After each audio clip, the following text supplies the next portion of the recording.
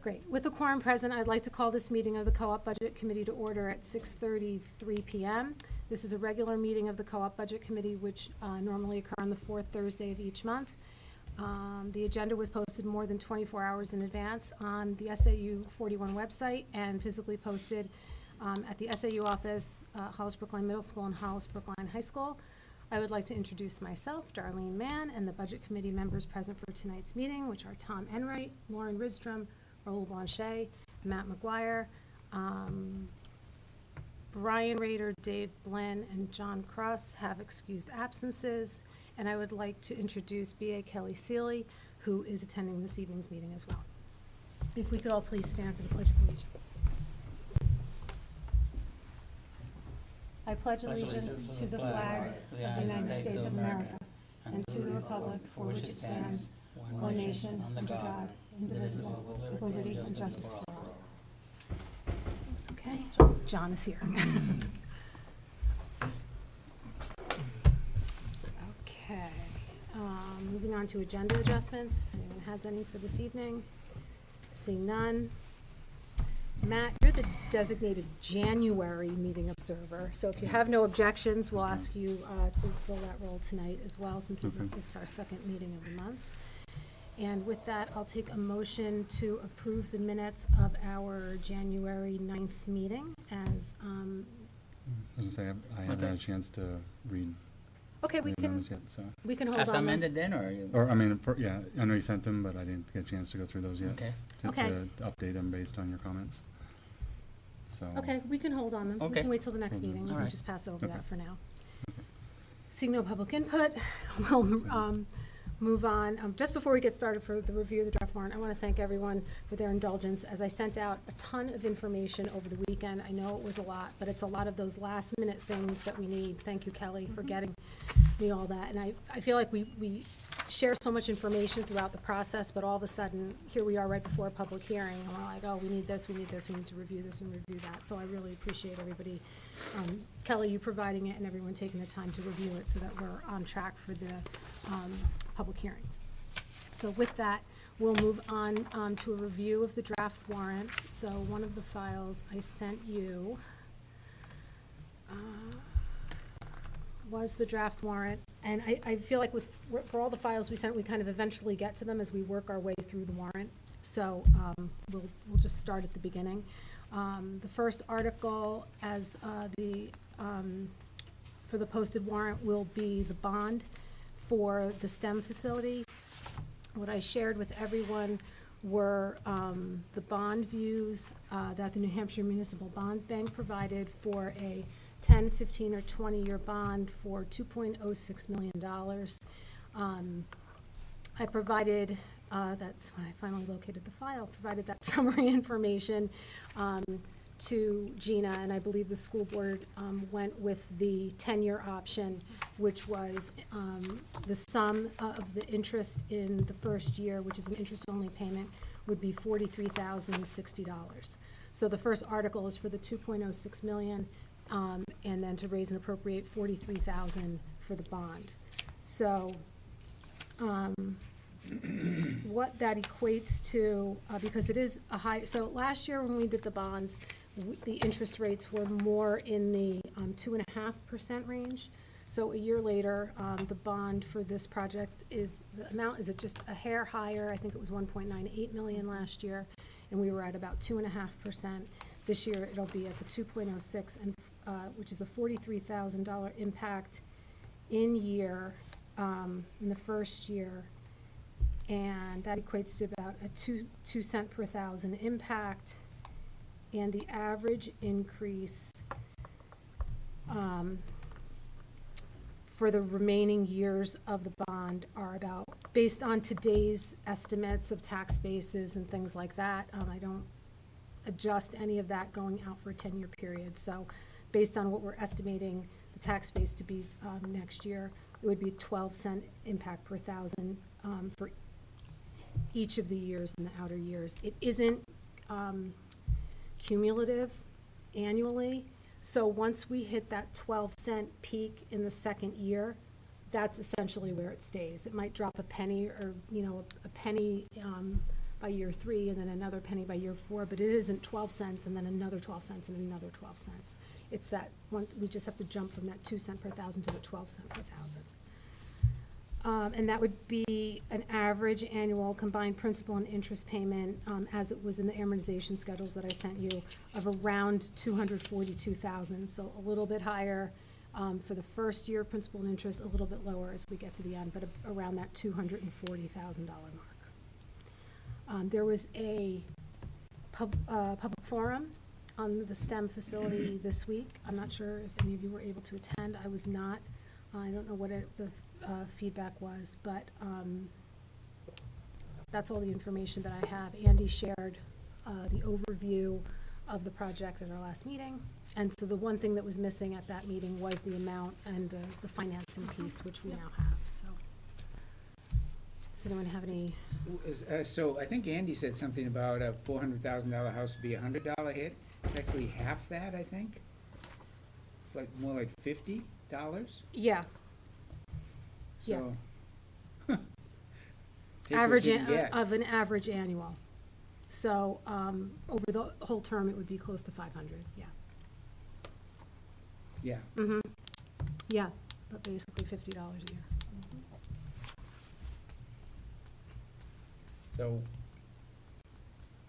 So we had 3 bond options. Mm-hmm.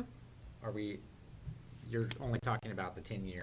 Because that's the one, I think the school board took a vote on that one.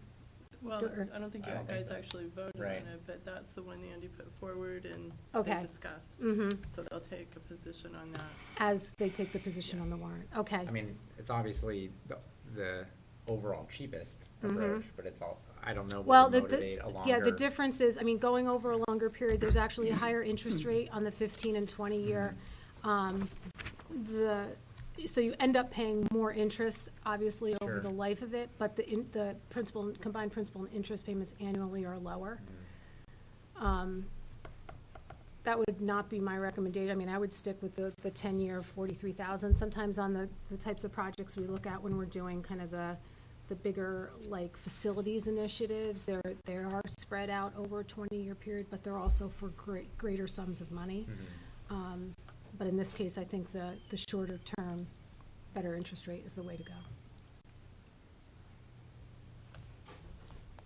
Any prepayment penalties with this?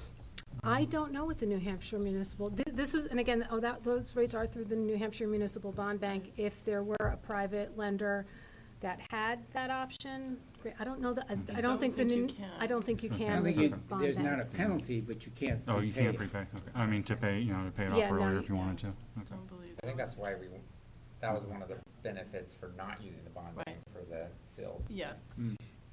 I'm just thinking if there was some sort of donation or something that Yep. could go directly towards it. But, I'm sure they could put that to good use. yeah.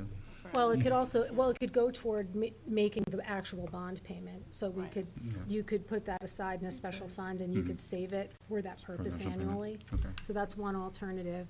The project itself, I don't think all of there were some equipment upgrades potentially that I'm Right. not sure were included with the Right, so overall that's what I'm funding. saying, a So- donation could be put to good use for the In things that they any- aren't funding with Right. the bond, yes. And the other reason for the private lender also was I think the New Hampshire Municipal Bond Bank probably had the best rates, but we had missed the window. We did, yes. So, on We a would- couple of times. Yes, the timing was So the really timing off, really yeah.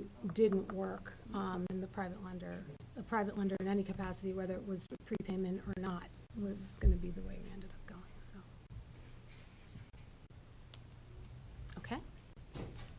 Moving on to Article 2, that will be the the HESA contract. So that is a impacted estimated increase of $70,621. It's the, is it the second year? I thought it was the Second. third. It is, oh, I thought it was the third No, year. I'm pretty sure it's the second. Oh, it was a new contract last year? Yeah. Okay. Oh, yeah, it was. We did do both. Sorry. Hi, Brian. We're just reviewing the draft warrant. So we're on Article 2 for the HESA contract. So this is for support staff salaries and benefits.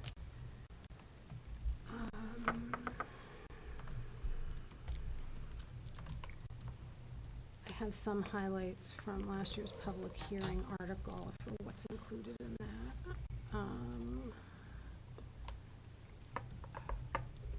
Okay, it's a 3-year contract, and this is the second year. So it's a step, the table's incremented by 2.5%. Every off-step employee gets an additional 3%. There were no changes in the health insurance caps.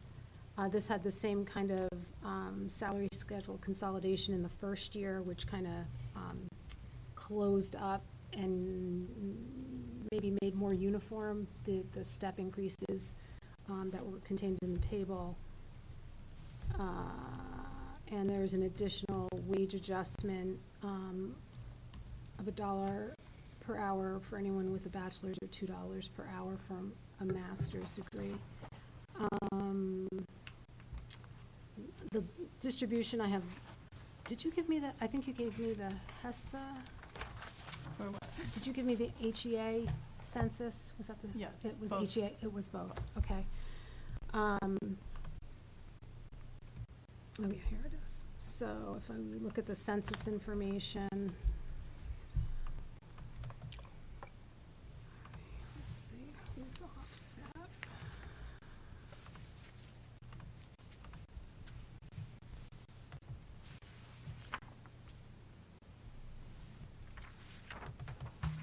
Right, I'm only seeing the professional staff.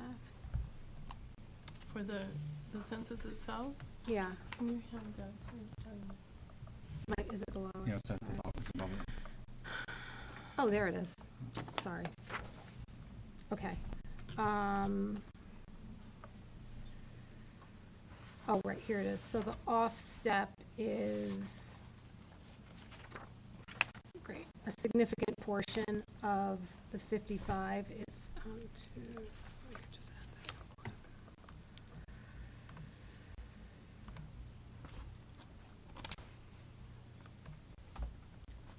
It's a little, almost half. So almost half, 43% is, of the support staff is actually, is off-step. So they're the ones in the, 3% pool. Okay. Any questions? The board will speak to that one at the town meeting, so. Okay, Article 3 is the operating budget, which is right now at $23,113,302. If you'll recall, that number is a little bit different than the one we approved, so I will need another motion shortly. So Kelly and I had a conversation, and Kelly was able to make an adjustment in some of the bond expenses. Downward? Yes, which resulted in some savings on that operating budget number. So we went from, I need to open the old file. Do you remember what the old number, the other number was? Do you have it in the minutes, what we approved? I read it today, I forget what number is. 130, No, it was, I'll find that right.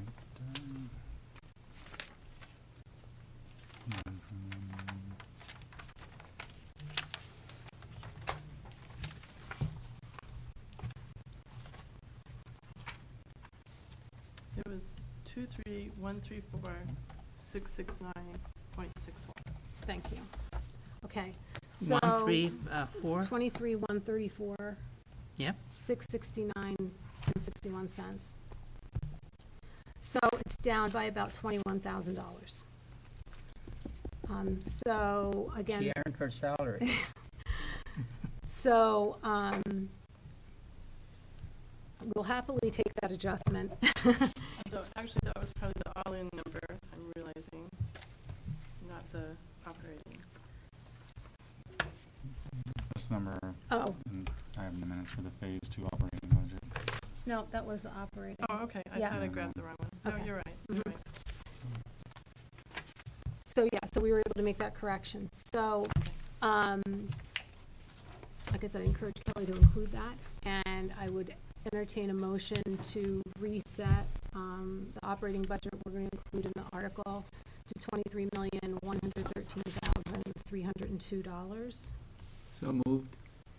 Is there a second? Second. Brian? Okay.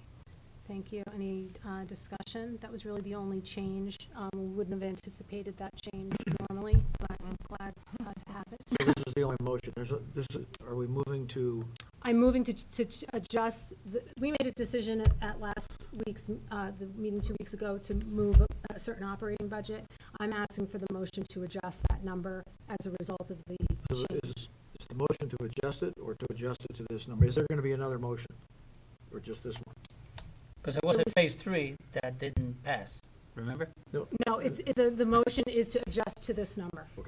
Thank you. That's gonna be the motion. So One fell swoop. Tom motioned and Brian seconded. So is there any other discussion, question? So just one quick question, since I don't have the phase 3 number from last week. How does this number compare to the phase 3 number from last week?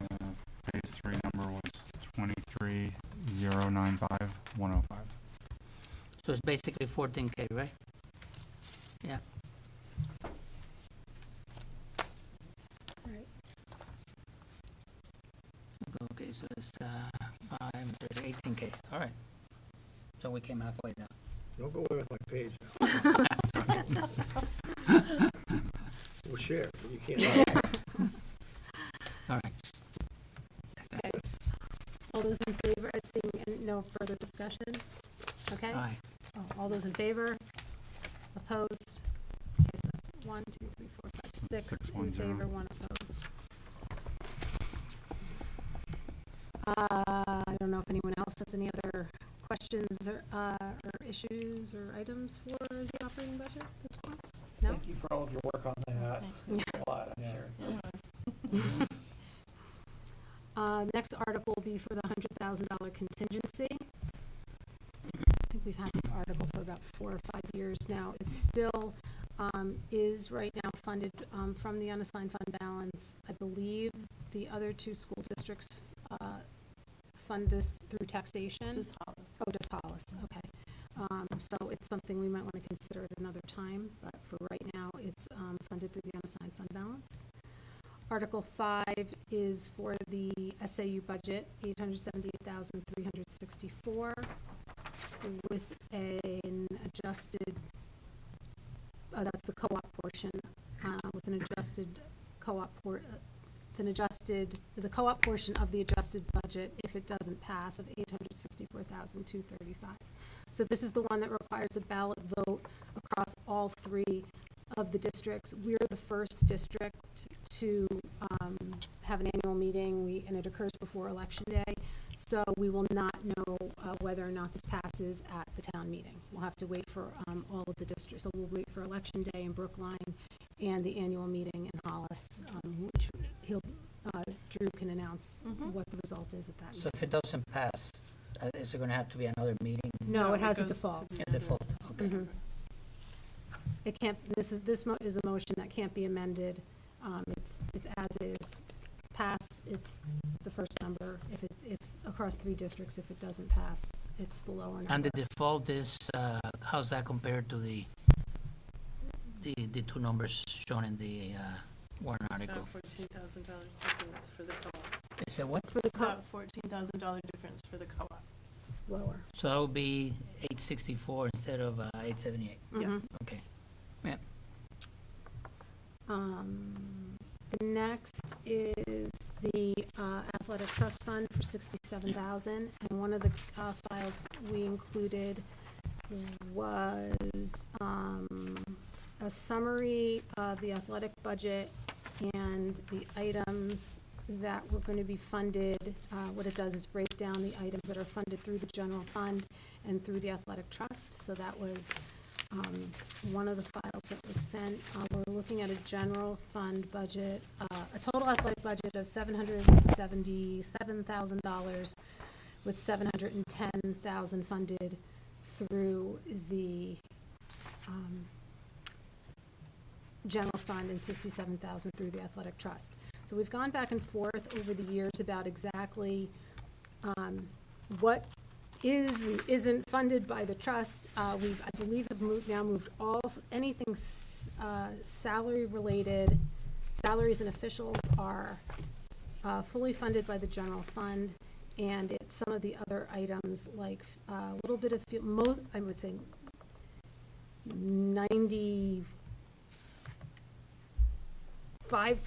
of field maintenance, most of transportation, funded through the general fund, things like miscellaneous supplies, awards, some a good portion of the uniform costs, and some replacement equipment are funded through the athletic trust. I did notice that it looks like we're buying a lot of new balls.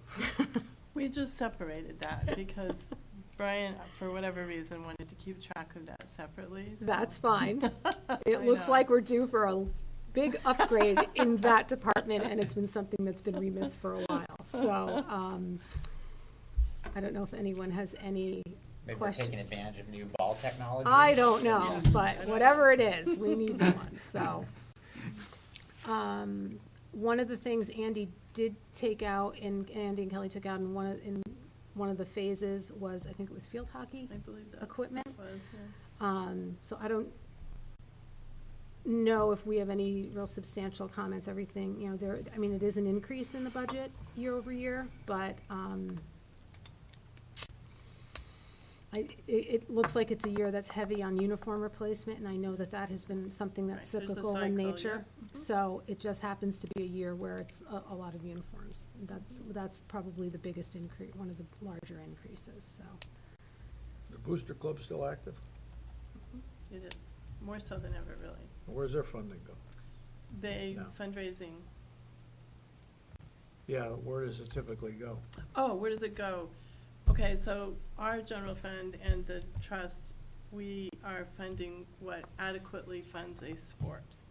And then anything else that the coaches, the parents, the players, that they identify as something that they want for their team, they have they have to apply to the Booster Club, and they will accept or reject that Right. application. Okay, so I want to just be clear, that anything related to, like, facility rentals for tennis, pools, for the swim team, hockey, ice time, that is all covered within this budget. Within the general fund, yes. Okay, and between the general fund and the athletic trust, that is we are buying all the ice time, we are Yes. buying uniforms. Yes. So Booster Club funds do not go to the basics that are needed for, No, so. this budget adequately funds a sport. Okay. The reason why I'm being very specific about that is because every year, as the budget rolls around, we see, I personally see or hear comments of, I have to pay extra money for hockey because the budget doesn't pay for this stuff. So our understanding and your understanding is that it is paid for. Yes. If a team were to win a state championship and they want special jackets or Yes. whatever, that's something maybe the Booster Club would do. Yes, or even the parents. Or even the depending on how parents, they- right. I think one year, one of the soccer teams got brand new, the varsity team got brand new, like, waterproof pullovers or Right, something, I so would that was expect- funded through. Yeah, I would Right. expect them to apply to the Booster Club, but if the Booster Club says, no, we're not gonna fund that, then that's where the parents come. Right, okay, so, if anyone approaches you and says the budget is not covering things like swimming pools, renting space for the swim team, renting space for the tennis team, renting space for the hockey team, it is covered. It covers transportation to those sports, it covers ski team transportation. I believe so, yeah. Yeah, so any kind of transportation, I know that ski team transportation is expensive because it Yes. is it's a pretty good distance every Sure. time they go, Mhm. so that Yep. is something That that's is kind my of expensive, understanding, so. yes. Okay, I'm glad to hear it. And field maintenance is in here, as well, I think that's an area, that it's just always something that always seems to need more and more attention, and I would like to just ask the question again, do you really feel that that's the budget you need to adequately manage the fields? That's what Brian has given us, and that's Okay. the question I asked him as well. Okay. So, Well, Darlene, I'm just curious, is this something that has come up at annual meetings in the past, or are you guys hearing this? I in hear this, community? like specifically for like hockey in particular, I can't tell you how many times people have told me, I'm a hockey club parent, and I have to pay extra because, for ice time because it's not in the budget. Or,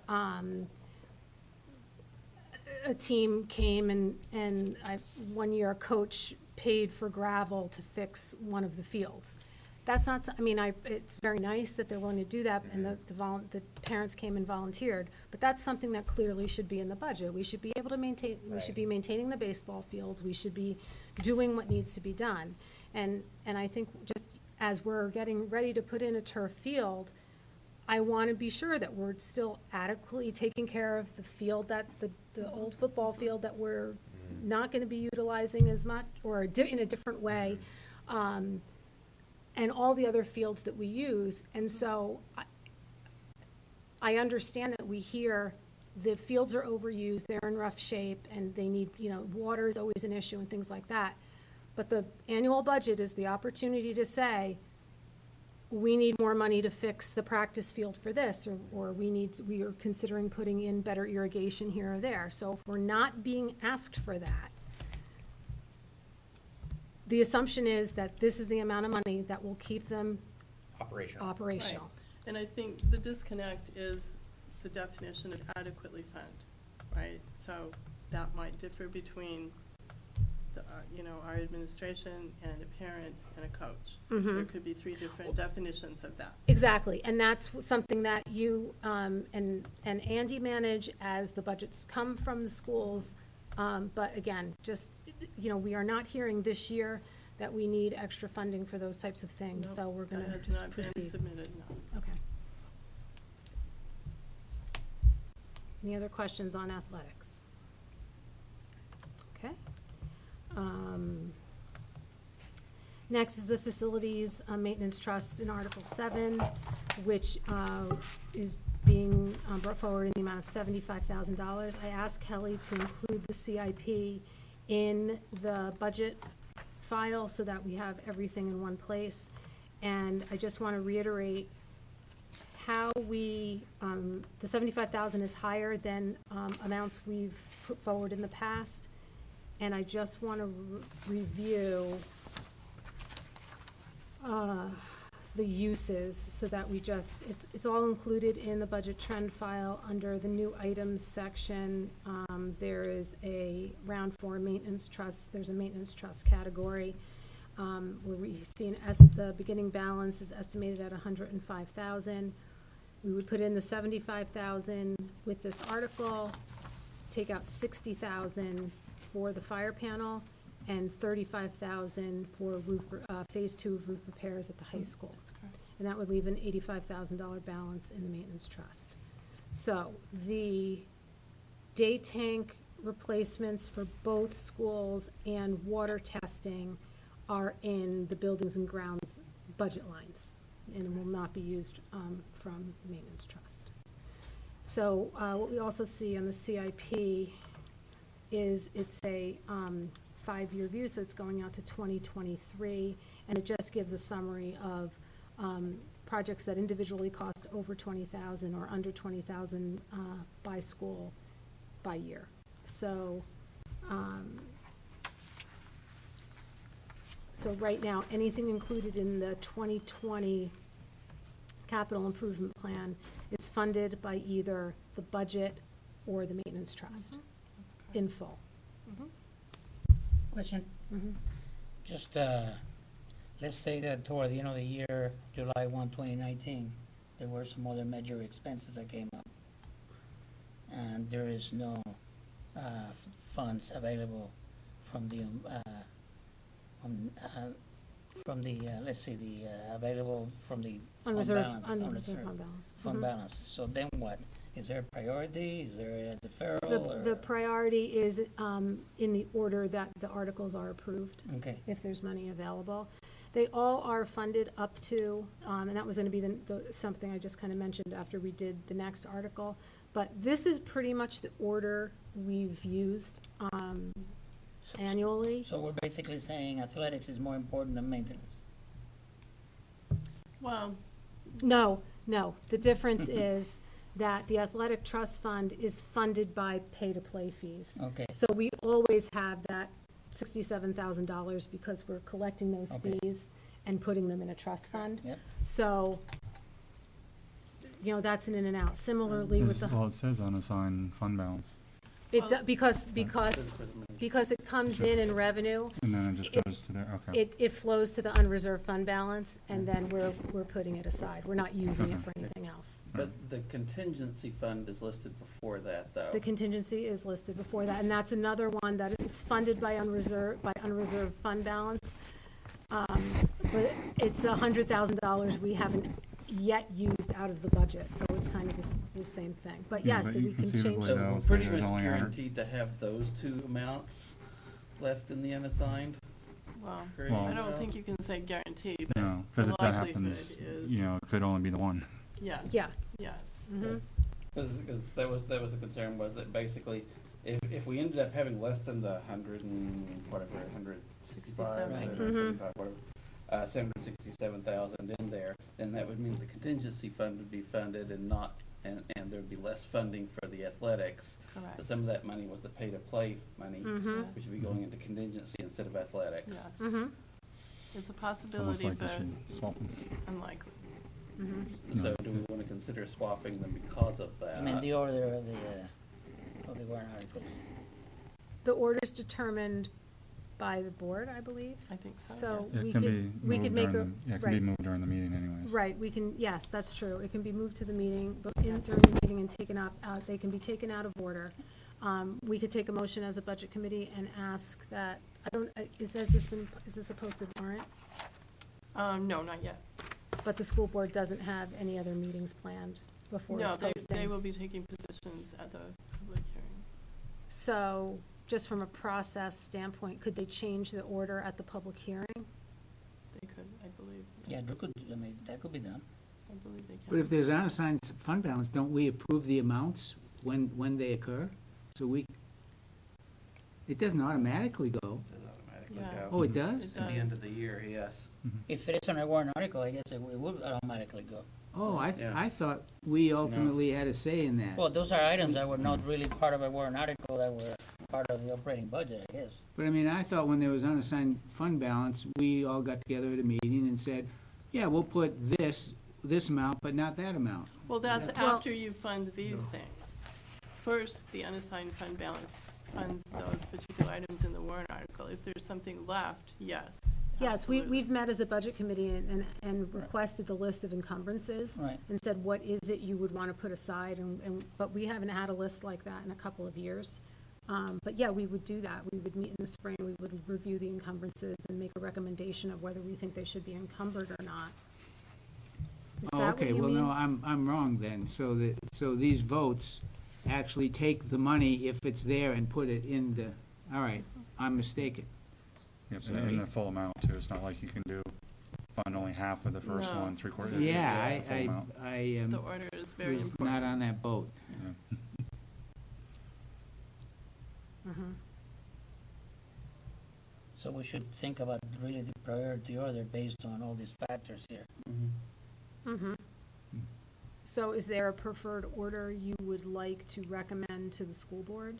I mean, for the athletics, if that money came from fees and stuff, I think that should be first, because people put aside money for that. Other than that, I agree with the ordering. I mean, Yes. contingency is the most flexible, so I agree with having that being the highest priority. But the pay-to-play fees is a little bit of an exception, that came from a specific source. Okay, so you would, let me just see the numbers. So you would, we would approve the operating budget, the SAU budget, the athletic trust, and then the contingency. Yes. So Kelly, the pay-to-play fees go into an account. Well, we take them in as revenue this year, and Right. whatever we take in as revenue this year will be the number that goes into that line item, assuming that we fund the contingency fund first. So if it's in a specific account, how could it be considered in the unexpended fund balance? Because it's revenue that will drop to the bottom, so to speak, and become part of the unreserved fund balance. But it would So- be encumbered. Well, yes and no, because it's not encumbered until the next year. It drops to the bottom line. And then that's your unreserved fund balance, and that would be included in there. So at the end of the school year, the money that's in that account goes Yes. into the unassigned fund balance. Yes. Right, so the unassigned fund balance And it is gets zeroed out. is the budget underrun and revenue overruns, Right. essentially, or available revenue, they get combined Right. to So- equal the unassigned So fund then it balance. will, all of that money together, which includes the contingency, includes the athletic trust and other revenue unexpected or underruns in the budget, that all will go to fund what the voters vote in the FY '20 warrant articles.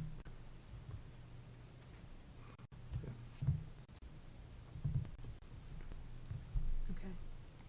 Yeah, for the explanation, I think you should make sure there's a good, something there stating that this is from pay to play. Because I think a lot of people, if they see that first, they're gonna say, oh, well, why is, Well, and pay to play is a very sensitive term. It's really for athletic the athletic fees. fees. Athletic- Yes, athletic fees. Pay to play, yeah. Well, professionals get are our paid to words play, right. right? Mhm. Okay, the last article. So the other remains the same. So it would be, the bond, HESA, operating budget, SAU budget, athletic, expendable trust, the contingency, facilities, and then, the special education trust fund, which is article, which would stay in place. That one is being put forward at $25,000. Kelly, I know you're familiar with this. Kelly shared this at the Hollis School District, and I wanted to pass it along to everyone. And this is something I've been a strong proponent of since, 3 or 4 years that we've been voting on this, and that is that the Student Services Department, School Board, SAU office, whomever, set a cap for the trust funds, the Special Education Trust Fund. So this year, Student Services Department put together this breakdown and identified $280,000 as the cap on each or any of the special ed trust funds in the SAU. So Hollis is going to be voting on one or implementing one voting on the implementation this year. Brookline, I believe, has one. And we've had this one for about 4 years. So I believe our current balance is $150,000. I think you're right. I'm pretty sure you're right. So we'll double check that, but I'm pretty sure it's $150,000, and we have not had to access it yet. It is in consideration for kind of those extraordinary, unanticipated and unbudgeted items, like a new move into the district or things like that. And I think this year is an excellent example of how we would consider using it. Is always the budget first and using whatever whatever savings or, additional funding can be realized in the budget goes first to try to resolve any of the additional funding needs, and before even, considering using what's in the special ed trust fund, it would be brought to the board and the budget committee before used and things like that. So we haven't used it yet. We'll see how this year ends up. So it is at $25,000. I think, I believe the first year, it was, the amount to put aside was increased on the floor by the community. I don't remember if that I happened. believe the we second started with year. 25 and it went to 100. Yeah, it went to 100, right. We So did that in Brooklyn too. Yeah. Started ours. we were like, why start? And that was I think, a quiet budget year. So, I'm sorry, so this caps it so that at the meeting, no one can increase it beyond The- this amount? this caps it so that, this fund does not lapse. Mhm. The money will sit there and does not lapse to the unreserved fund balance if we don't use it. So this allows the maximum that can be put into that account to be $280,000. So with 150 in there now, the legislative body can move 130,000. They can move more than that. I mean, 280,000 is the identified cap. But that's our- There's nothing that But- prevents but it that's really an from going higher, except an internal management Mhm. that says, really, we think 280 is what we need. Because sometimes, what's happened the few years we've taken it to the legislative body, is they've said, there are different interpretations of what they think you need. So everyone has a different background. We have some community members who work in school districts and things like that. And they've been the ones that come to the floor and say, 25,000, that's not enough, you need this. And they make the motion to, for a higher amount. So by the SAU putting a cap on it, I think it helps guide the district a little bit. The first year we introduced it, we actually had language to cap the total in the warrant article, and it was struck at the meeting, so it was removed by the legislative body at the meeting. So, but I think it's a good indicator for the community. Ultimately, they could pass something higher, but as a budget committee, I wouldn't support an article for an amount that would we would end up with the total greater than the 280 that's been identified. Question, couple of Mhm. questions. Number one, this is a recommended amount. Yeah. So is there any particular person that came up with this, or was it a group, or what was it? I would say Andy and Amy together came up with that amount Okay, based on their because I think in experience. previous years, when we heard this discussion 2, 3, 4 years ago, the expected total amount to have, safe amount to have, was considerably lower than that number. I don't think I've ever seen it lower than 225,000, but I think, So- given the opportunity to provide a cap, this is, the comfort zone is here. Because So that- that 225 was not including some of the things that you see here. Okay.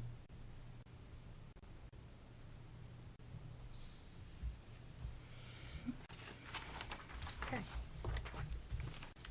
Are there any other questions? There's also the article to accept special education aid, formerly known as catastrophic aid, which is just kind of a housekeeping type of item. So if there's no other discussion on the warrant, I'll take a motion to make a recommendation to the school board that the article order be changed. We changed, but they kept the same. No, No. we were saying to change it so that the articles would be brought to the floor in the following order. Okay. The bond by statute has to go first. HESA contract, the operating budget, the SAU budget, the athletic expendable trust, the contingency trust, the facilities trust, and the special education trust. So I would accept a motion to So that you'll put effect. number 8 in front of number 7. Is that the order? No. It moves. No, It takes number 4 and moves it ahead. It switches 4 and 5, essentially. It switches 4 and 5. So I make that motion. Thank you, Tom. Wait, No, it doesn't switch 4 and No. 5. Yeah. It's basically swapping out 4 Oh, and sorry. 6, Yeah, 4 and 6. basically, yeah. No, But it's putting, Well, No. putting number 4 after number 6. yes, that's what it's doing. Yes. It's putting 4 after 6. Yes. So moved.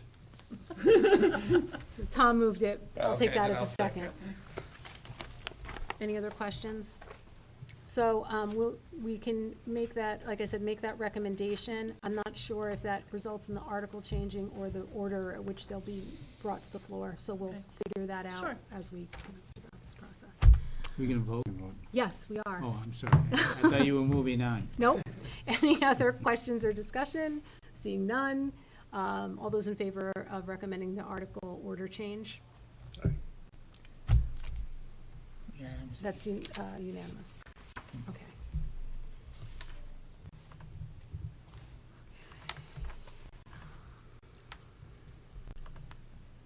So I think the next topic is the metrics for the public hearing.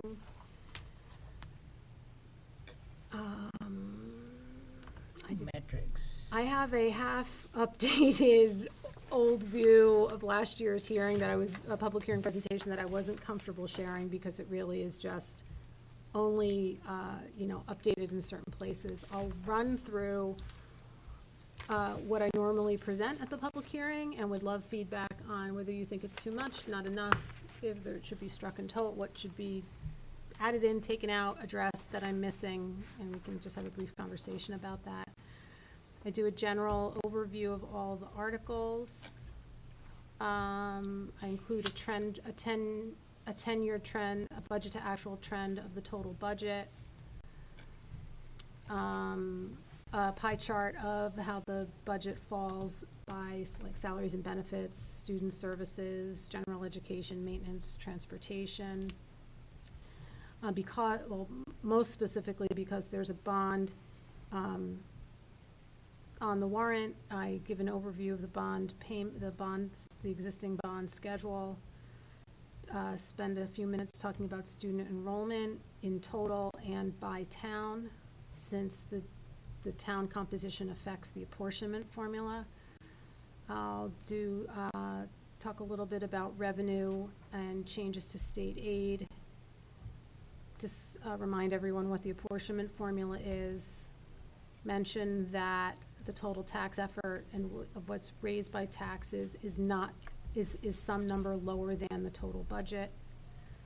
And then I have a summary of, in dollar terms, an overall tax rate impact for the total co-op, and then by Hollis and Brookline, and estimated tax impacts per article. And then we go to the public hearing. So, How many charts was that? that is 10 charts. That's about 10 charts. I could combine student enrollment and just say, here's what the enrollment is. It is almost a 50-50 split between the two towns. It's pretty close, like 51-49. So I don't know if that chart is then helpful to have on top of just the chart that shows, the 1,200-ish students in the district. It's Oh, good did I to see just- the breakdown between the towns. Okay, And it's quick, yeah. it's a visual. I'm curious if we assume 3 minutes a slide, that's Mhm. like a half an hour. So I'm just wondering. It doesn't, it's not even 3 minutes a Okay, slide, I but- guarantee it. So we challenged the administration to hit a certain budget. So I guess I would challenge us to say, if we only had 15 minutes, how would you prioritize the slides? What I was thinking as she was running, first of all, let me say that we're talking about 10 slides, and she's very fast. I'm just remember last year's, Right. it all adds up. However, People couldn't see the The slide. what I- finance piece was not the lion's share of that presentation. The issue Just last wanna year put wasn't that out Darlene. there. The issue Well, wasn't I Darlene. would challenge everybody with this, but sorry, Rob. go No. ahead. The issue wasn't Darlene, there were others, okay? But having said that, I think it would be useful for me to have like one chart that has a table that has each row are the key factors, and the middle row is up or down, and use the same metric like a percentage to indicate what that is. So for example, and the metric may not necessarily be percentage all the time. For example, if there are gonna be 42 new students, as special ed students coming in this year, not that it is 42, but that number should be quantified, and there should be an indication of whether that's a significant change or insignificant. And you might wanna color it if you want, but it would be like a single snapshot that people Okay. can just remember, and it could even be a takeaway with them to go take home for the, you know. So what would be your key factors? I mean, I don't know, I gotta go through what I would like to do is spend some time with you, go through the briefing, and maybe highlight, like, 6 or 8 of them. I think that's a great idea. Okay, like, I mean, and if you wanna know more, there's a backup chart. I mean, And I like the idea Why- of somehow showing like what is like if it's unusual or not. Because frankly, I don't remember. So Right. if I looked at it and said, oh, that's how it typically is, fine. But if it's like, this is completely extraordinary, that would be interesting. and to I would know. tend to focus on those factors that some people, they like the public, will tend to bring in when they get on the mic, you know. Well, but, so, in that particular case, this is a budget presentation, so what's the significance of the number of people in special ed? I'm just saying, I we mean, it need would to, seem to me that, we need to decide what the factors are. I'm just, it seems to me, after the last experience we had, simple is good. We know that there's 6 items in the budget that are driving the whole thing. then let's focus on those. But I wouldn't get into how many sped students it are, it's up I just 2%, so that's, if somebody wants to say, gee, how come sped's up, then somebody can answer the question. But I would leave it to the body to ask the questions from the numbers that they see. I misspoke. I was speaking primarily about the total population of the high school, the growth. Some people always, when they get on the phone, on the microphone, they always talk about, you know, the population of the high school is going down. It's going to 0. It's going to 0. Yeah. So why should we, right? So so you need to be able to address some of those Turn off points the right up lights, last front. guy needs to turn off the lights. Yeah. Right, in simple terms, to just help move on and But- minimize discussion later on. But Darlene has a graph with the student enrollment. Right. So I don't understand why we would get into how many people are in sped. I threw that as an example, forget about it. Okay. He was just using it as an Mis- example misspoke. between like a percentage versus an actual number. Yeah. All I wanna see but is a simple I- table that has a term, that has up or down, like a little arrow, you know, or flat, and then some Yeah. metric. okay. I would- I would you go had- a little bit simpler, because the more complex and the more information you throw into the chart, the longer it's gonna take and the more it's What gonna I take just for it. described is I very would just- simple. I would just have, you know, as you're suggesting here, just the bulleted list of here's the big drivers of the budget. There's top 4 or 5 items, you can speak to them, but you put in a lot of facts and figures and such, and I think it's just gonna drag on. Okay, so that was, the slides I mentioned were the introductory part. Yeah. The only article that has additional slides is the HESA contract, to kind of just talk through, and the operating budget. So the operating budget, and I use the same charts in the annual meeting, is where we were, where we're going, and $1 and a percentage change. It highlights in several bullets what the main changes are, like curriculum-based or, you know, project-based changes are that drive the budget. And I did add a slide this year because a lot of the items in the operating budget are, Fixed. can be termed non-discretionary or fixed.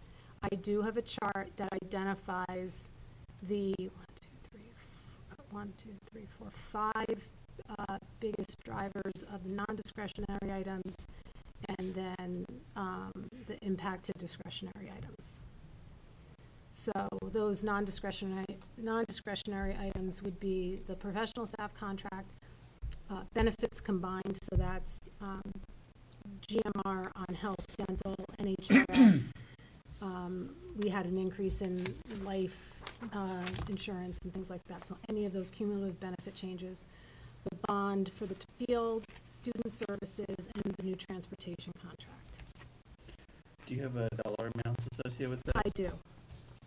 So what I would do, And a Rounded. percentage. I can add a percentage. what I would do in the previous chart, since that's a big driver, of the meeting. That's a fund that adds up to 6.6%. And we just have a simple table with the items and the percentage contribution to be 6.6. And everything else is backup. And the HESA contract, nobody argues about that ever. And it's always, everybody approves it 100%. So why even bother to bring it up? Okay, it's fine with me. That's- I'll put it back up. I like your point. Yeah.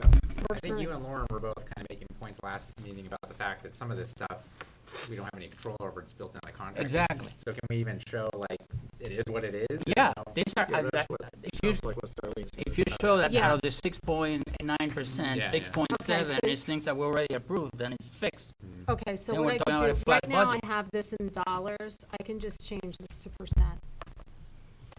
And have the dollars, in backup, And that's likely then to be that's fine. a bit less controversial otherwise. And honestly, if, once I do that, I don't need the top 5 increases and the top 5 decreases, because the top 5 increases are those items. Right. And, that kind of eliminates the increase, decrease piece. It's like, here's the significant driver. That's an excellent backup chart. Mm-hmm, no, In yeah, case I'll have anybody it, has a I'll question. have it as backup. What is the percent? It's a percentage of what? The percentage, so if we have, if the operating budget ends up being whatever, is 6.7 per 6.9%, whatever the percentage increase is, we talked about it at the last meeting. We said, the HEA contract was 2 percentage points, and the benefits change was another 2. So if I add up those percentage changes, it should total the 6.6% change. Percentage impact from the previous budget caused by these changes. Yeah. Is that gonna be too difficult to try to explain, or, I don't know, think about it. I'll think about It's whether pretty dollars or straightforward. percentages make sense, so we'll see. Well, I hope that's not too hard. Uh, I could make a comment on that. All right, all right. Think We'll about see, it. I'll see how it flows. I think there's definitely, it'll be brought up, which we already touched on a little bit, about how enrollment versus the costs going up. Like Mhm. our Brookline public hearing, we had one graph showing what the budget trend was. I don't know if that was over 20 years, and then the student enrollment was over 10, or vice versa, but the scales were different. So the enrollment looked almost flat, where the budget went like this, but when you added the numbers, the enrollment percentage was almost identical to the percent that Oh. the budget went up. And people kept coming up to the microphone saying, oh, well, your budget's going up, but your enrollment's going down. And we kept saying, no. When you do the math, for the amount of students have gone up, the budget amount, it was, I think, within like 0.5%. So our Yeah, trend in you can Brookline look has at graphs. been, the budget is tracking the students. I don't know, these numbers will show, but, I'm not sure we would see that same trend. but, Yeah, I don't want to talk about that. no, but if it is the trend where, it's a similar thing, it'd be good to know. Or if you are showing, if we are gonna show things, make sure the scales are kind of the same. Oh, no, so- the so scales it's- always starts at 0. Yes. I think the presentation Brookline had was an unreserved fund balance chart. I believe you Yes. included that. So I asked So- Kelly for some historical information to see if we don't have it for the public hearing, it's something I think I'd like to address at the town meeting. Okay. Because there are reasons why certain things took place that That's I like to think show over should be time explained. what the budget was and what the actual were. Well, at the end of it's this year. basically showing what got returned to the taxpayer. Right. Yeah. Yeah, okay. Mm-hmm. Yeah. And also what was assigned. The chart, well, we have the budget and actual, but the difference between budget and actual doesn't always equate to the unreserved fund balance, because the budget and actuals are expense differences, and there are sometimes revenue differences that Yep. impact Be a big impact. Okay. what happens with the unreserved fund balance, so Kelly's working on getting me some historical information for that. Okay. I think one of the requirements in the statute is that I have to show a three-year impact. So I do have a chart that summarizes the financials in total, not by district, from total budget to total tax effort, and I want to include that.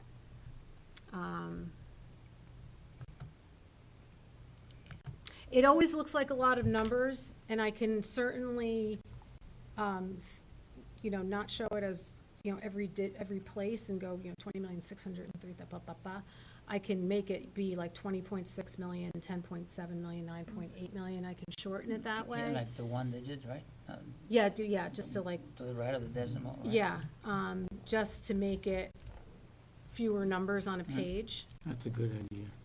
Yeah. I don't know, I think people might appreciate the precision. It feels Again, a See, little- that's back just up It it. feels a We little go, more professional. right. No, no. But we're I trying don't not to glaze everybody over here. Yeah. That's the goal. That's a good point too. One question that I have is, Hollis went through a reassessment, right? Mhm. Oh, a revouch. Do we have a new number? Yep. Because I've never seen it. Yes, so that, it might be worth mentioning the reval. I'm just,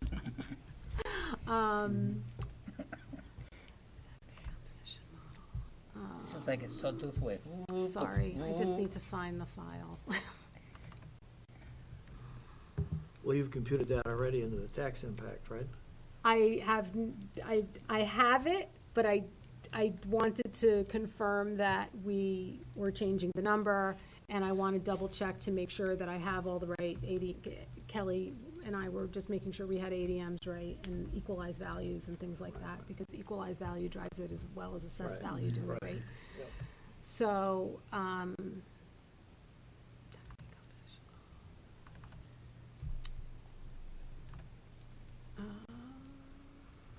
so,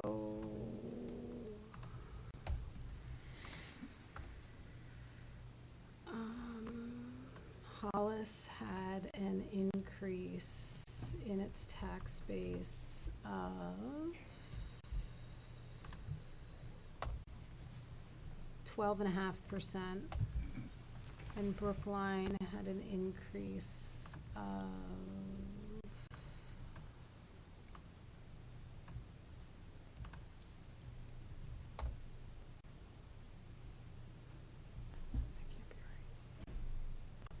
'Oh, no, sorry, that's not right.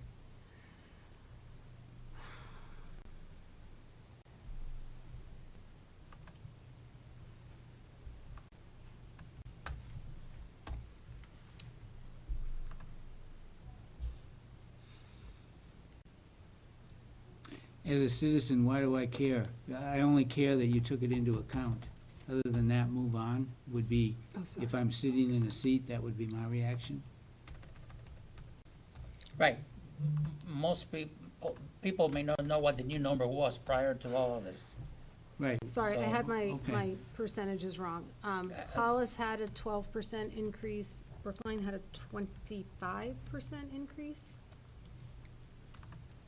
Brookline went from 523 million to 653 million. That's a lot. That's a big change. That should be a good impact on the apportionment piece, right? Huh? Yes, exactly. No, well, Qualify. actually, what ends up happening with the resulting, apportionment's gonna be using the prior year equalized value, and it's the it ends up being the relationship. So Hollis and Brookline kind of still have that 1/3, 2/3 relationship, so not that much changes with that percentage distribution. So the same way ADM is right around that 50-50, the equalized value distribution is around the 1/3, 2/3. It's, within a percentage point here or there. But in magnitude, they made some significant changes, but proportionately, they stayed pretty much the same.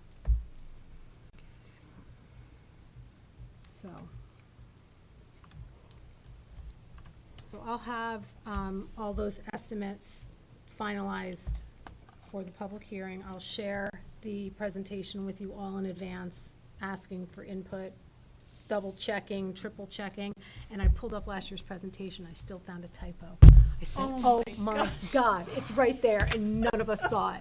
And Kelly was really good last year. I have to include the 10% limitation and the calculation of the maxes and everything, and so she was great with helping me calculate that last year. And we caught, all these little things, and when I opened the file, I said, it was like jumped out at me, like, how could that even be there? Because I haven't looked at it in a year, so. So the public hearing will be the dry run, and if it's way too long, we can all say it's way too long. Yeah, really, I try to keep it in that 10 to 15-minute range. It's been longer, so, way longer. The first time I did it, it was way longer. But Wow, I've if you been- do this in 10 to 15 minutes, I've been trying case to, closed. I've been trying to like cinch it up, because it is a lot to listen to and take in. And when if people come, they come already knowing they want to go to that mic and speak to And whether they unfortunately, support you're the following STEM. Drew, so we're already I was glazed. just gonna Okay, say, so, I think the actually- biggest chunk was Drew's. So, just, Hanging chad. Just We're so not that listening everybody- anyway. so that everybody knows, Drew did print up all the rules for the meeting and asked that they be included in each town report ahead of time. So it's my understanding he does not plan on presenting them. They're gonna be, in the town reports, so everyone will see them. Will they have hard copies there for people walking in? We can ask him in 2 weeks. He does come to the public hearing, and he did ask for a few minutes at the public hearing to talk to the fact that the rules will be, to say in a public forum, the rules will Great. be in the thing, and to discuss the changes, Tom, that we were kind of talking about a little bit last week, just to kind of give everybody the heads up that it's scheduled to be a 2-night meeting. It has an absolute end date. It's here's the start time, end time, here's Yeah, the all of start that. time, all of that. That's great. He did want to bring that to the public hearing, so we'll add him to the Good agenda for and he him, can yeah, speak to that. that's good. So will this be a definite two-nighter or up to a two-nighter? I think up to, I Okay. don't think that agenda, depending on how quick That Article could be 1 done in goes, the one night. easily. Right. If Article 1 starts at 7 and concludes at 8. Right, because the plan is that with the meeting starting earlier, all of the presentations of rules or school board information or financial information is done first. And then From we 6 come- to 7, and then business Right. starts at Right. 7. Right, Yeah. But it is, I think What it happens- is that it goes up until 10, and then at that point, we move on to the second day, right? Or no, Yes, nothing can be started. nothing can be Nothing started, there. like no Before 10 or new after topic 10. can be started after 10, Right, something right. like You that. just We'll let finish up Drew what you're explain on. that. Yeah, What's gonna happen from 6 to 7? 6 to 7 is when all these presentations are gonna occur. So Drew's gonna get up and go on, and Darlene will, And Tom and the school Sullivan, board, and right? anybody Yeah. that wants to talks between 6 and 7. At 7, Article 1 goes down. That's the goal. Right. I wonder if it'd be possible to ask any students that we're gonna give permission to speak between 6 and 7? Did we we have have any last year? In the I didn't know that past, was a thing, I don't recall that last Yeah, year. but in the past, when students have spoken, it's been to a specific warrant article. Right, Right. number one. Right. Number one. So it would be great if we could get them to speak, to, in my opinion, to between 6 and 7.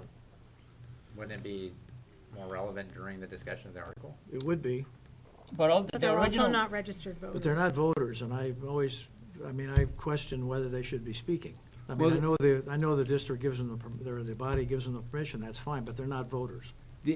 Another thing that goes to this is, it was talked about, instead of having a 3-minute speaking limit, having a 1 or 2 minute speaking limit. Well, I think that Drew will address that. I think he's cut, I thought it was always 2-minute max.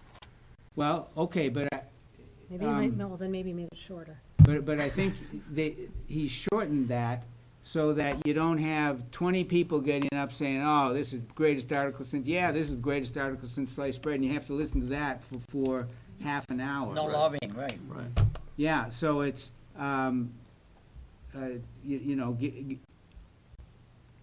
be very short, be very concise, Concise. and I think he's gonna try and nail people on that. I mean, I had heard a minute. I can- You can I just can about ask him get to your name and address address that. out. Yeah. At least you can let him know that the sense In of 3 the, sentences. the sense of the bottom is we want streamlined process, focus in on the warrant articles between 7 and 10, and be as efficient and expedient as possible.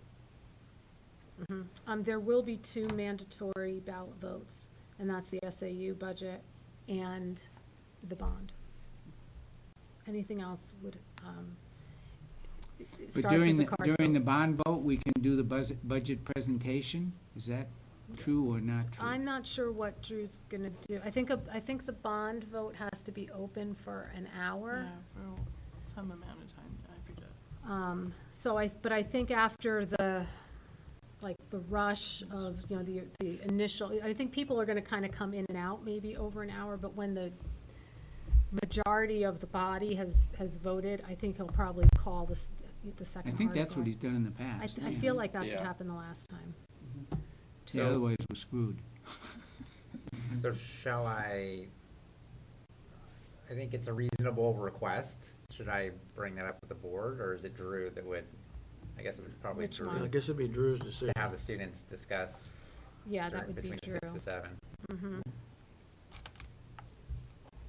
I mean, if they're limited to a minute, I don't really care. Well, but to Lauren's point, they're not voters, so should they be allowed to get up and, Well, only if That's another vote of the body, as they get the up. body we has get- to approve that. We have to vote by card. Which also takes time, sure. so it just, anyway, that's my Yeah. opinion. Hey, I'm all for making it briefer, so. Well, the good thing is, we're sounds gonna good. get Drew in here during the public hearing, and we can get these issues we're talking about ironed out. And I would anticipate the school board will be at the public hearing as well, so we kind of have everybody in the same room, so. Okay. So I'll take everybody's feedback, make some calls on Yeah, the charts. I and heard get them. 10 to 15 minutes. I got it. That's the part I I heard. can get through that pretty quickly. There's not much to say about enrollment. It's 1,253. It's X% higher or lower. It splits 50-50, so it doesn't take that long to address some of the things. Explaining the budget, explaining a portion, I don't even know, does explaining apportionment take that long? I guess it really doesn't. It just ends up being what it is. Right. Yeah, you don't have to have to go into any detail. No, like I this think, is- I we- might recycle there's a pie chart I use at the annual meeting, and that's probably the easiest way to address it. It's just, here's how much Hollis gets in dollars and in percent.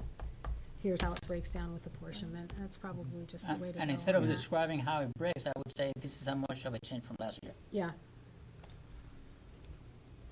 Okay. Okay, great. Feel free to send me email with any other ideas or Well, anything. please don't you take know. it. No, I always appreciate all that information, but like when it's, No, believe at me, least at the last meeting, when it becomes midnight, you're just like, everything's dragging. I and- completely understand, and it is a very fine line between, how much do you share? Every year, I have people that come to me and say, thank you so much for making this understandable. Yeah. And so that is important to me because people may not even come every Sure. year to the meeting. So I want to put attention to it so that people understand it, but I understand it's a page full of numbers that Yeah. nobody really Well, and wants like to I said look earlier, at. I get that. I wouldn't say, if other people were here that were also presenting information, I would have the same challenge for all of them. Right, no, I'm You know not what I mean? including, yeah, And to me, it's fine. the most egregious thing about the last meeting was that we had people whose livelihoods were directly impacted by some of those votes. There were plenty of teachers in that room that couldn't stay the entire night because they had to get up super early in the morning the next morning. It was Mhm. just bad all around. Anyways, we all know. Yeah, we all know. Okay, yeah, so. We were all there.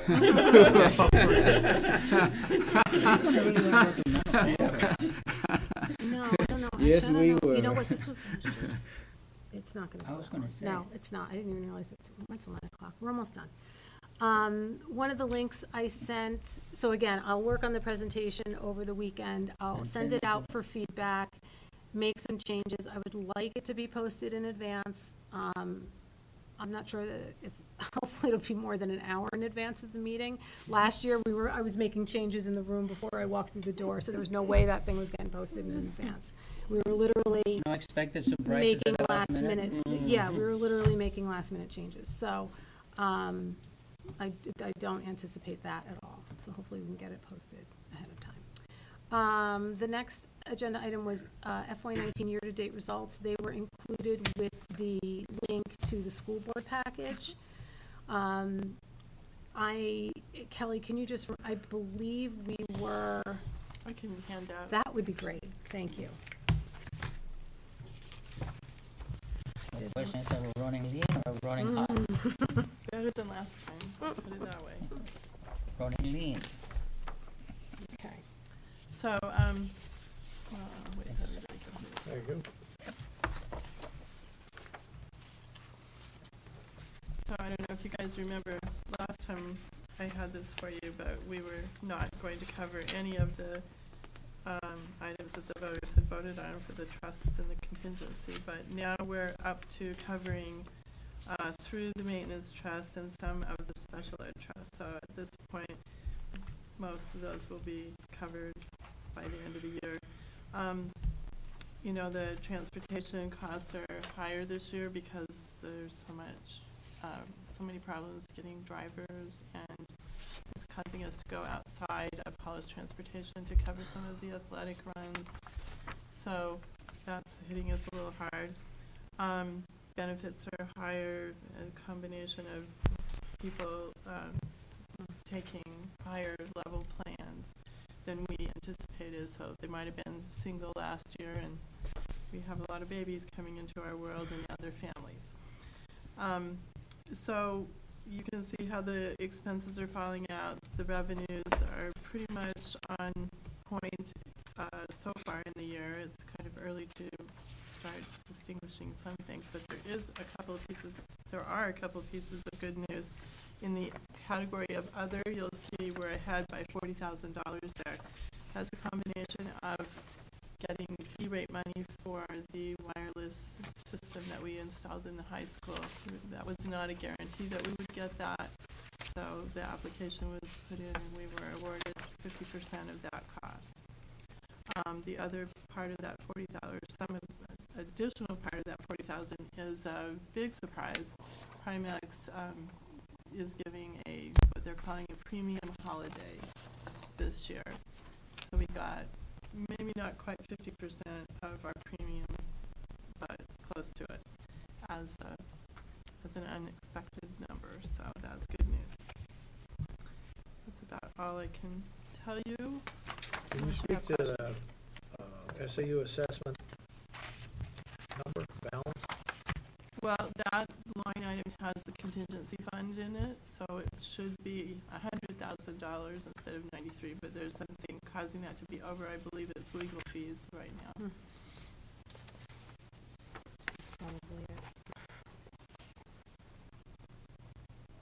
Sorry, an accounting question, but why would Yeah. the contingent, why would the Contingency. SAU assessment show there? I mean, the contingency show under SAU assessment. It's not just the SAU assessment, it's the school board accounts, and the SAU assessment is based on how DRA gives us the account numbers. It's in that grouping of account numbers. The contingency, I think, falls under the school board. Yeah, Part of the school board, that line item has the school board accounts in it, has And the the SAU contingency assessment. and the SAU assessment. Thank And you. those are given to us by the DRA. We Yeah. can't really All right, veer thank you. off of that. Do you keep track of, for example, the last 10 years, running set of tables like that? So is there a way to compare, say? Yeah, after about 2 hours of work, I can give you that. No, I'm not saying you do. I mean, has that ever been done? Because it would be nice to say, okay, this is almost tracking like what happened 3 years ago, and we know how we ended God, I up. wish I had that kind of time. 3 I years. really do. Because I had all of that data is available to us, of course, but I don't have the luxury of doing that kind of analysis, unfortunately. I'd love to, but I don't. Because that can give us a look into the future. Yeah. Based on where All we are good. today, Give me we another- expect to be at plus 700, then we're- Give me another person in the SAU and I'll do all of the analysis you want. And so right now, this is showing that, as you said, nothing would be returned to the taxpayer. Right. And we would not be able to cover the retained fund balance, which That's would be correct. disappointing, Yes, and the special education trust. some of it. Some Some of of it's being Mhm. covered. About $10,000, I think. we're at about halfway through, Right, and so. I anticipate this going higher. I think we will definitely cover the special ed trust. I'm not gonna stick my neck out so far as to say the retained fund balance will be fully covered, but I think we'll be in a better position than Yeah. this. Refresh my memory, what's the retained fund balance? That's the RSAs now allow a district to retain 2.5% of their net assets, I believe. Mhm. And the school board has to vote on what they want to retain every year. They can't go beyond the 2.5, Yep. but they can certainly go lower. So, So the first year that the retained fund balance came up in the co-op, we took the article language, which would per the RSA up Yes. to 2.5%. It actually was changed on the floor, and for the co-op, it's a 1% max. So what happens with that money that sits in that fund? well, it doesn't sit. It's every year. It just has to be voted on. So it's there for the year if we need it. And then the school board has to vote on it again every year to take money from the unreserved fund balance. And if it's not used, it just goes back into the mix of, So the money that's set in the retained fund balance yes. can be used by the school board. Yes, there's a process Yeah. that it has to be applied for to the DOE and the budget committee, as well as the school board has to approve whatever we might use it for. It's typically used for emergencies. The Okay, first. But it requires DOE Oh, approval yeah. to Yes. do it, so it has to be Yeah. a serious emergency. Yeah, Yes. one It's like year. more than a contingency fund. Yes, then. absolutely. One year Yes. we used it when it was the first year we had it, before Yes. the school year started. We had an issue with the elevator at the high school and a leak in something Yeah, that had to be something I fixed with the forget. well. Right, yeah. So we applied for both, and it was the first year it had been implemented. And there was honestly a miscommunication from the DOE, so we thought we were only approved for one of the projects and made budget accommodations accordingly. It ended up they had approved us for both, Yeah. but we never got that notification. So, Right. yeah, but, And so, since then, we haven't used it here. Hollis has the same thing, and they've used it at least once. Brookline does not have, so. oh, you don't have that one. Just the contingency? Yeah, How and much is the contingency? we do the 100,000. The We also have the maintenance trust one and the special ed one. and- Yeah, okay. Okay, great, thank you, as always, we'll look forward to an update. Yes. Okay. I added a pending legislation item because I attended a meeting that talked about a lot of initiatives that are being brought forward, and I asked Brian if he could put together some type of summary or overview, because there were a couple in particular that affect co-ops. And I have not. Okay, well, I haven't spent okay. any time on that. Okay, I'll just tell you what I know about the two affecting co-ops. One is, I don't recall the number, but it is to override the there's an RSA that allows co-ops to use either 100% ADM, a combination of ADM and equalized value, or some apportionment formula approved by the legislative body. We fall into that third category. There's a legislator who, for the second year in a row, has put up legislation to override the RSA and make 100% EV be the method of apportionment for all co-ops in the state of New Hampshire.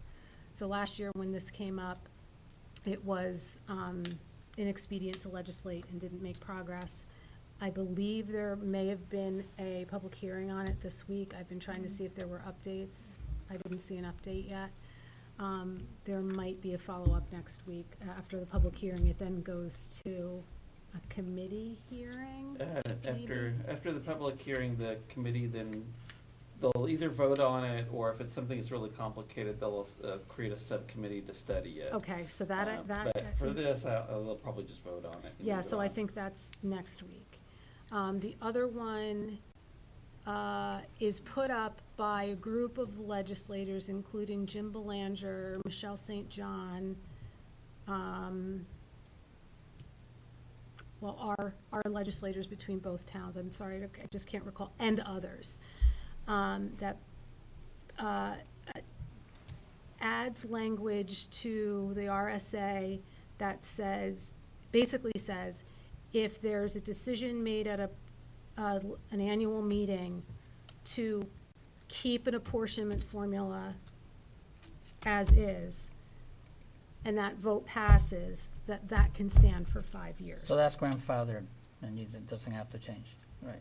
Right, it would mean, because right now the legislation says if you change the formula, it stays in place for 5 years. So this says if the current formula is affirmed by the legislative body at an annual meeting, then that can hold for 5 years. So to So that you point- don't have to make a Every year. change. So to that point, Because- this is the third year or the fourth year of the existing This, formula? this year coming up will be the 5th year of The the fifth year, formula. okay.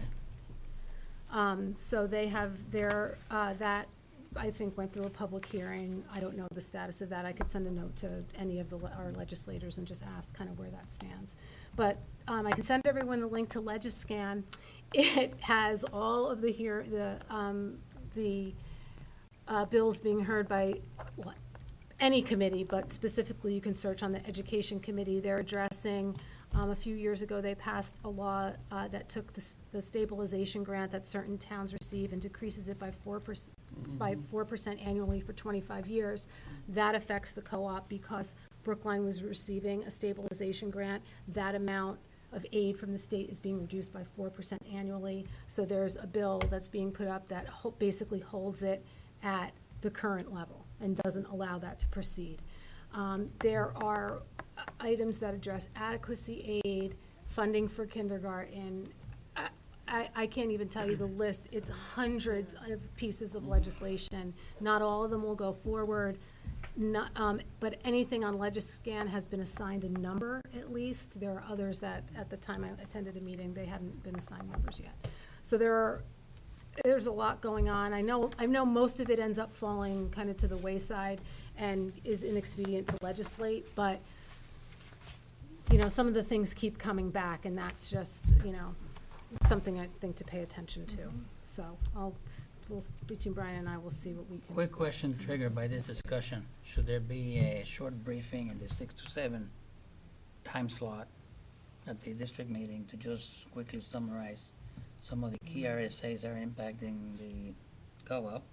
The second one is, how are we gonna coordinate, if we wanna have a presentation, say, between 6 and 7, from the budget committee perspective, who do we coordinate that with?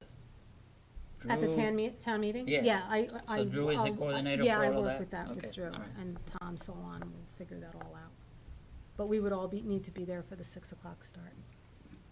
So, I might just, in response to the thing about the RSA's,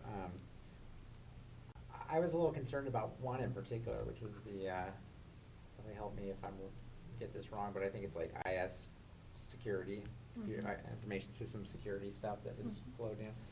It's a pretty big driver in terms of labor and therefore some costs associated, but ultimately, it's incorporated in the budget, the work therein, so in some ways, it's interesting to know like what's happening at the big, the bigger picture and how that impacts the district, but in the end, it's all included in the budget anyway, so.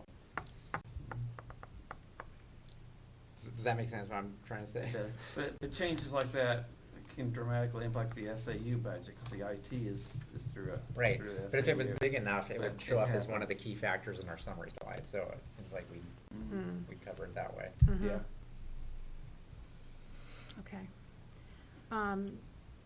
Quickly, our public hearing is on Wednesday, the 6th. To make sure I show up at all the right meetings that week, because they're all that week. Do we have, Kelly, what's the start time? Is it 6:30? I was gonna say 6:30. I'll double check the start I time. have 6:30. I Okay. think it is, yeah, 6:30. 6:30. Where is and- it? Here, In the, In this room? here. Yeah. here, I don't know if we'll have enough room. We had enough room last year. Yeah. There was a lot going on last year. The bond hearing is And the bond hearing will take place at 7 or or right after. some time thereafter, right? That night, you mean? Yeah, same night. Okay. Mhm. All right.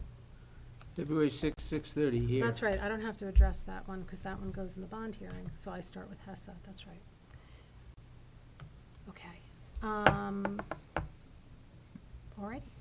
I don't anticipate us having a meeting at the end of February because the March meeting is at the beginning of March. So we'll go from here to the public hearing to the March meeting. And that March meeting date was what? The 13th. No. No, the 6th and I'm jumping 7th. backwards, so it's Hollis. It's gonna be the Yes, 6th. We can get out of 6th. there in a day. March Yeah. 6th. Yeah. Yeah. The sixth and the snow date is the seventh. Yeah. No, No, The they- extra day is the Today seventh, is yeah. the 7th. There's no such thing as snow day There is, anymore. actually. It's a 2-day meeting, remember? Do we have, all right, do we have snow dates We- for it? Because that was part of the problem Right, last time. we do have a snow date, but I can't tell you off the top of my head. It's the following week, I wanna say it might be the Tuesday. The the next following week. week, Tuesday is election day. No, that's not the day then, maybe it's Monday, I don't know. Yeah, I'd all have right. to look at my chart, I don't have it with me. Do I? okay. Any other items? I make a motion to adjourn. Wait. Oops. Process observer readout. I know what you're gonna say, Matt, but just tell us. You did a anyway. great job. Tell us how awesome the meeting went. It's, We're ahead of for schedule. tonight, we're ahead of schedule based on that 9 o'clock thing, but I think we're still on schedule for the normal 8 o'clock. I apologize. I did not realize that we were going to 9 o'clock tonight. My goal is always an 8:30 end time. We do sometimes go longer as we get close to the budget, so I didn't even realize till wrong. She was just testing us to see who So- read the, So you got out, I see you all thought you So were we're meeting out till early. 9. It's an hour early Yes. then. Oh, Okay, good- great. Good discussion tonight. Okay, thank you. All right, go. I'll make a motion to adjourn the meeting. Second. Second by Tom. All those in favor? Aye. Thank you. Great job. Thank you very much. Thank you, Kelly. Thank you. Thank you. Thanks for getting everything together, Darlene, for us. Sure.